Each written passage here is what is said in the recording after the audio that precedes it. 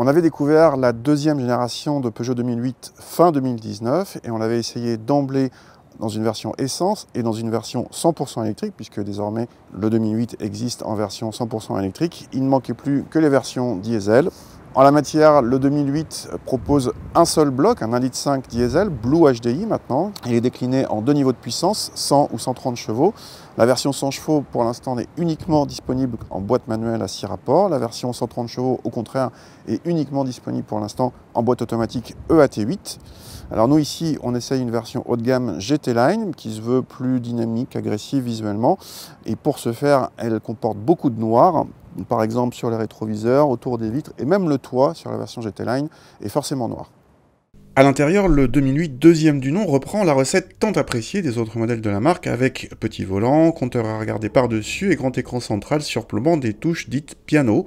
Le combiné d'instruments est numérique avec effet 3D dès le niveau de finition Allure, mais l'écran central de 10 pouces avec GPS n'est de série qu'à partir de notre finition GT Line, facilement reconnaissable de l'intérieur aux surpiqûres vertes, comme sur la GT Essence de 155 chevaux.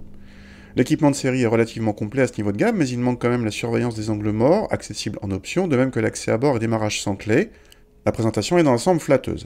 À l'arrière, pas de banquette coulissante, contrairement aux Capture, et l'habitabilité est un peu en dessous de la moyenne de la catégorie, notamment inférieure à celle du Capture, mais nettement supérieure à celle du DS3 Crossback. Pour le coffre, le 2008 propose un volume de chargement supérieur à la moyenne du genre, avec 410 décimètres cubes mesurés, l'un des meilleurs chiffres de la catégorie.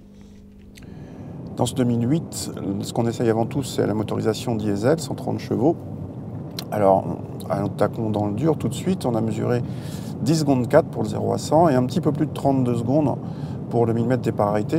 Donc c'est pas du tout quelque chose de sportif, c'est suffisant. Et à 300 Nm de couple, ça relance bien, ça reprend bien. C'est juste qu'on se demande peut-être que sur la version 100 chevaux, ça risque d'être un petit peu juste parce que l'auto pèse son poids. On a mesuré un petit peu plus de 1,3 tonne sur la balance. Mais pour ce qui est du côté performance, de toute façon, ce sera mieux que le Capture qui culmine à 115 chevaux en diesel et qui forcément ne peut pas prétendre au même niveau de performance.